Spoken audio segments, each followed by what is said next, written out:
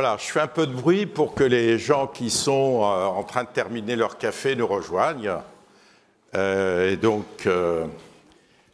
me permet de vous saluer. Vous êtes un peu serrés, je suis désolé, on n'avait pas prévu un tel succès sur ce sujet qui est très technique, qui n'est pas rigolo, mais qui est très important pour les entreprises, les éditeurs de logiciels, les experts comptables et le public, même à la limite, de manière générale. Donc, on avait prévu un nombre de participants certes important, mais pas aussi important, et ce qui fait que on a été obligé donc de resserrer les rangs et vous vous trouvez dans des conditions peut-être un peu serrées. J'espère que tout se passera bien pour vous, d'autant que ça va nous prendre la journée, hein, et donc voilà. Alors le buffet, le café est disponible, il n'y aura pas de pause. Par contre, si vous souhaitez vous rafraîchir ou aller reprendre un café, je crois qu'on a un café permanent, je ne dis pas une bêtise, hein, Pierre. Voilà.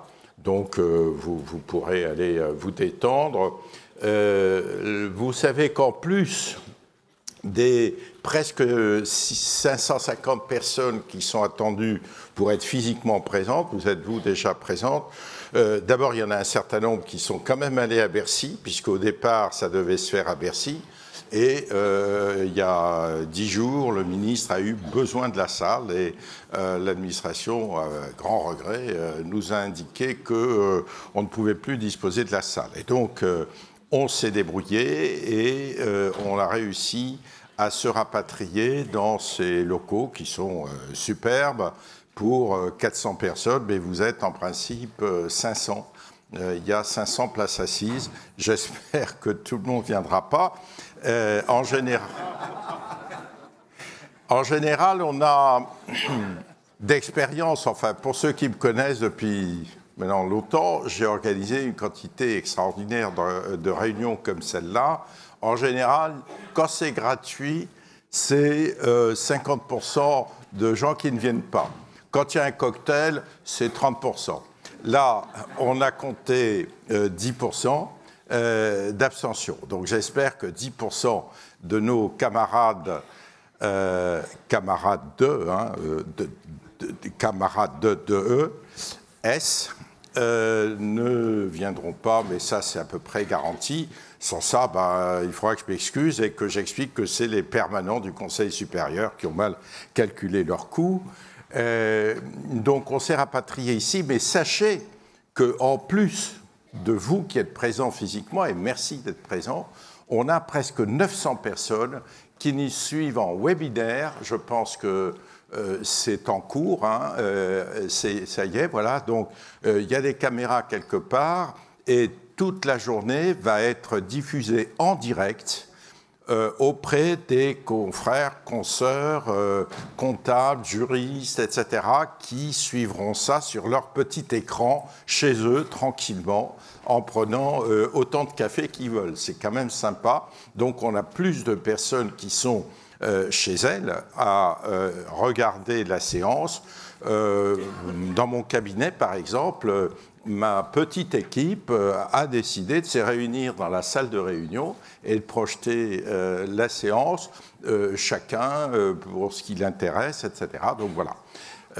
Nous avons inauguré, ou enfin démarré, dans le cadre de la commission comptable du Conseil supérieur que je présidais pendant 4 ans, ce genre de choses, et on a constaté que, s'agissant d'institutions, l'ordre, d'une part, l'Académie, d'autre part, nationale, voire même internationale, il était de bon ton de ne pas faire des réunions à Paris et seulement à Paris, si vous voulez, parce que les gens de Marseille ou d'ailleurs ont du mal de venir à Paris pour un oui, pour un non, et donc ce système de webinaire est quand même assez formidable.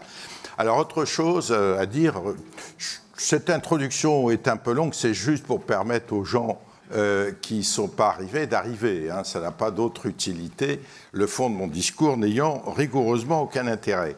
Et l'autre chose, c'est qu'il y a des gens qui sont à Bercy Et les services de Bercy nous ont gentiment aidés à les rapatrier ici, alors que, vous le savez, vous qui êtes ici, qu'on a averti quand même. On a dit, attention, il y a un changement de lieu. Enfin bon, tout le monde ne dit pas en détail ce qu'on leur dit. Alors, ça c'est un premier point. L'autre point, cette réunion est organisée par l'Ordre des experts comptables, le Conseil supérieur, donc national, et l'Académie, que j'ai l'honneur de présider. Et pourquoi ce partenariat? Tout simplement parce que le sujet concerne bien sûr beaucoup les experts comptables, hein, c'est une évidence. Donc le Conseil supérieur de l'Ordre, dont vous voyez le logo, est concerné au premier chef et a souhaité évidemment être totalement partie prenante de cette réunion, mais l'Académie, qui est ouvert non seulement bien sûr aux experts comptables, mais à toutes les personnes dans l'administration, dans les entreprises, les avocats, l'enseignement, etc. Et on m'a dit, d'après les fichiers, parce qu'on n'a pas demandé qui était quoi, mais enfin, je vous demanderai après d'avoir la gentillesse de me dire qui est membre de l'Ordre des experts comptables, si vous pouviez juste lever le bras, comme ça. Qui est membre de l'Ordre des experts comptables? Voilà. Écoutez, alors, ça confirme ce que je disais. Merci beaucoup d'avoir levé la main. Ça signifie que la moitié d'entre vous, et c'est pareil pour le webinaire, ne sont pas membres de l'Ordre des experts comptables. Et donc, ça justifie pleinement et la création de l'Académie, mais aussi la participation de l'Académie. On a remarqué d'ailleurs, Marc Lamordegueil, qui a regardé, qui a scruté ça en détail, estime qu'il y a à peu près 15% d'entre vous qui êtes juristes ou avocats. Et donc, je suis particulièrement heureux de vous accueillir, vous qui n'êtes pas membre de l'Ordre, sachant que quand je dis ça, les membres de l'Ordre qui me connaissent un peu savent que je suis absolument ravi de me trouver devant eux. Alors, cette journée va se dérouler à travers, c'est très classique, un certain nombre de tables rondes, bien entendu. Juste dire quand même que le sujet dont il s'agit est un sujet qui a mobilisé l'Académie depuis de nombreuses années, et ça grâce à Marc Lamordegueil. Alors, je répéterai son nom plusieurs fois parce que vraiment, c'est lui, l'homme clé de cette thématique à l'Ordre et à l'Académie, et c'est lui qui, depuis 6-7 ans, a animé les groupes de travail, les réunions, les conférences. Alors, on a depuis 6-7 ans, depuis 2011, on a publié en 2011 un cahier, pour ceux que ça intéresse, qui s'appelle « Le contrôle fiscal informatisé, comment s'y préparer ?» 2011, donc on a quand même... merci Marc encore une fois pour ça. On a quand même anticipé depuis longtemps. Vous savez que tous les cahiers de l'Académie, toutes les conférences de l'Académie, depuis quasiment l'origine, sont sur le site de l'Académie. Les membres de l'Ordre sont membres de l'Académie de droit. Les autres personnes, si vous êtes là a priori, c'est que vous êtes membre de l'Académie. Si par hasard vous ne l'étiez pas, soyez membre de l'Académie, il suffit de donner sa carte de visite, dites-le à vos relations, et vous pouvez accéder, vous aurez un numéro d'identification, à toutes les conférences depuis l'origine sur les IFRS, sur des tas de sujets, mais aussi à tous les cahiers de l'Académie, et celui-là, le contrôle fiscal informatisé, comment s'y préparer, vous permettra peut-être d'avoir historiquement le recul nécessaire, mais on a proposé en 2013, 2014, 2015, 2016, 2017, en partenariat avec la revue fiduciaire, des webinaires sur ce sujet sous des angles très différents. Alors, depuis le 1er janvier 2018, c'est-à-dire avant-hier ou quelques jours, il est nécessaire de mettre en place une mise en conformité du logiciel ou système de caisse utilisé. Donc tout le monde est concerné, les éditeurs de logiciels, les fabricants des systèmes de caisse, les entreprises, voire certaines entités publiques. On parle de certification, d'attestation, tout ça, lorsqu'on ne sait pas bien, paraît plus ou moins compliqué, ou en tout cas pas toujours très clair.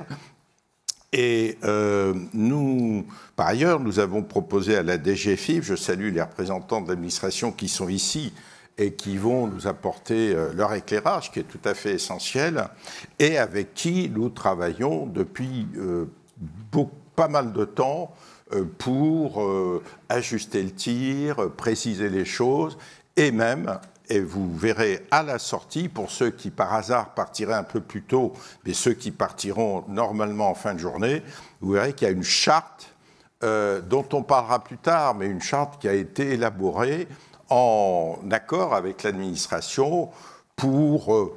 alors ça c'est de moi, mais c'est une espèce de contrat de progrès, hein, qui s'institue entre les entreprises, les différentes parties prenantes et l'administration. Je signe la charte et je m'engage d'une certaine manière à faire mes meilleurs efforts le plus rapidement possible pour me mettre en conformité, parce que le 1er janvier, il est déjà passé et que tout ça est toujours très compliqué. Donc voilà, si personne ne fait la grimace, en quelques secondes, je résume un peu l'idée de la charte, mais ça nous sera expliqué tout à l'heure très en détail, puisque à la tribune, nous aurons évidemment toutes les explications et les représentants de l'administration fiscale. Alors, ce qui manque aussi, c'est le référentiel qui fait défaut aux éditeurs de logiciels. Les éditeurs ont besoin qu'on leur explique quelles sont les limites, où est-ce qu'il y a des feux rouges, où est-ce que, etc. Donc, ce référentiel est en train d'être élaboré et avec le LNE, qui est un organisme certificateur, et donc l'établissement d'un référentiel auquel nous sommes associés, encore une fois, grâce au groupe de travail dirigé par Marc Lamordecaille, qui est un groupe de travail commun à l'Académie. Ça veut dire, quand je dis ça, que ça ne comprend pas que des experts comptables, puisqu'à l'Académie, et l'ordre des experts comptables, où il y a des experts comptables. Donc toutes les parties prenantes sont concernés, font partie de ce groupe de travail, et on verra ce que signifie attestation, ce que signifie certification. On reviendra là-dessus, je ne vais pas aller trop dans le détail. Donc la journée va se dérouler, je vais avoir le plaisir d'animer, mais de laisser aussi mon ami et confrère Marc Lamordecaille animer par certains moments. Il faut bien que je me repose de temps en temps, hein, et, vu mon âge. Et on terminera la journée par une intervention du président du Conseil supérieur de l'Ordre des experts comptables, Charles-René Tandet, qui viendra clôturer tous ces débats. Alors, avant de démarrer, je voudrais, parce que imaginez que c'est vachement compliqué d'organiser une journée comme ça. Ça a l'air facile, on se dit, bon, le pavillon Dauphine est là, mais les centaines d'heures que Marc a passées sur les aspects techniques, etc., la préparation, et les quelques heures ou dizaines d'heures que j'ai passées, c'est absolument inimaginable, à la fois pour les problèmes de logistique et très pratiques, mais aussi de faire intervenir une vingtaine de personnes, d'ajuster le tir, de faire en sorte que toutes les parties prenantes soient satisfaites. C'est très compliqué. Et c'est pour ça que je voudrais citer toutes les personnes qui ont été présentes, et vous voyez, ce n'est pas inutile, puisqu'il y a encore des personnes qui arrivent, ça permet à tout le monde d'être là, et remercier les partenaires. Sachez que nos partenaires ont assumé, et je les en remercie, toute la partie matérielle. Ils ont financé, pour être clair, hein, ils ont financé la journée qui coûte très cher. Eh bien, ils l'ont financée et elle coûte très cher parce qu'on devait avoir Bercy gratuitement et on n'a pas eu. Et donc, il a bien fallu passer au privé. Du coup, y compris le déjeuner, le cocktail, est pris en charge par nos partenaires qui sont là. Donc, allez pas dans les pauses, mais au moment du déjeuner, allez leur faire des grands sourires, prenez leur documentation, les stylos gratuits, et puis intéressez-vous à ce qu'ils font, parce qu'ils sont intéressés à vous. Donc rendez-leur la partie. Alors, je remercie Marc Lamordecaille, first and not least, comment on dit, last, je ne sais plus. Bon, enfin, il y a un machin en anglais, mais il est, lui, vachement important, Marc. La DGFiP, Maïté Gabet, qui est ici, je la remercie, chef du contrôle fiscal à la Direction générale des finances publiques. Marie Magnin, qui est à ses côtés, chef de bureau au service du contrôle fiscal, expertise juridique à la Direction générale des finances publiques. Le LNE, qui signifie Laboratoire national de métrologie et d'essai, qui est un organisme certificateur, représenté par Virginie Desbordes, responsable d'innovation, certification, et Thomas Lomatch, responsable du pôle certification et de la direction de la certification et des référentiels. Et c'est vraiment les personnalités idoines.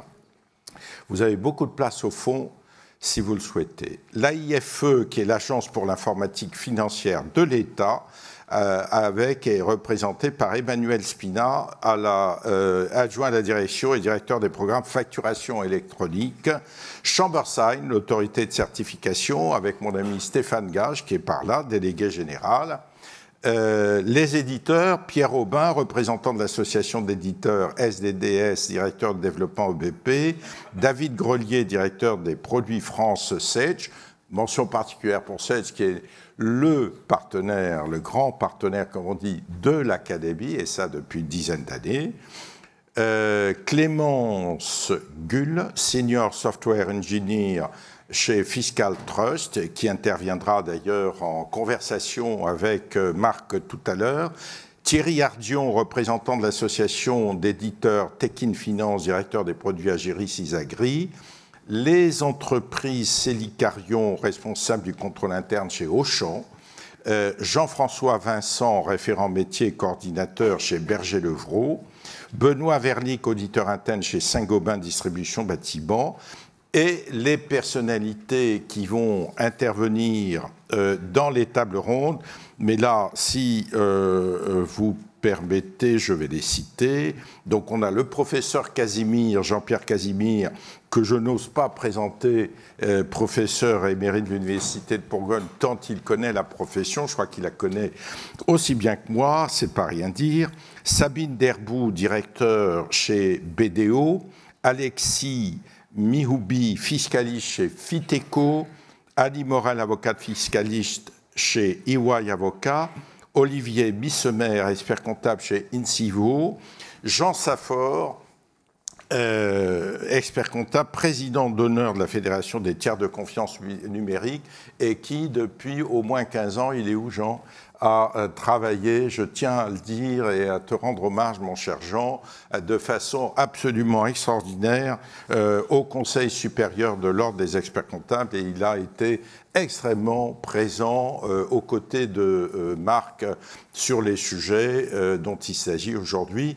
Et puis, bien sûr, les autres partenaires, je les remercie beaucoup, qui ont participé et contribué aux travaux, Cégide, FEVAT, FNTC, Ibiza Software, Intuit, Loop Software, Mercatel, Partena, RCA, TJC, pardon. Et puis les partenaires, Axel Kuchera, qui est président de Fiscal Trust, Yves de la Viguerin, président du groupe La Revue Fiduciaire, Laurent Deschaux, exécutif vice-président Europe du Sud de Sedge, Thierry Julien, fondateur de TJC Group, Pierre Mosas, président délégué de Chambersign, c'est presque fini. Philippe Aussour, directeur Agiris, Éric Jourdain, directeur commercial du LNE. Voilà, Contalia qui enregistre depuis l'origine pour l'Académie gratuitement toutes les conférences, et c'est grâce à Contalia que vous avez sur le site de l'Académie les films de toutes ces conférences.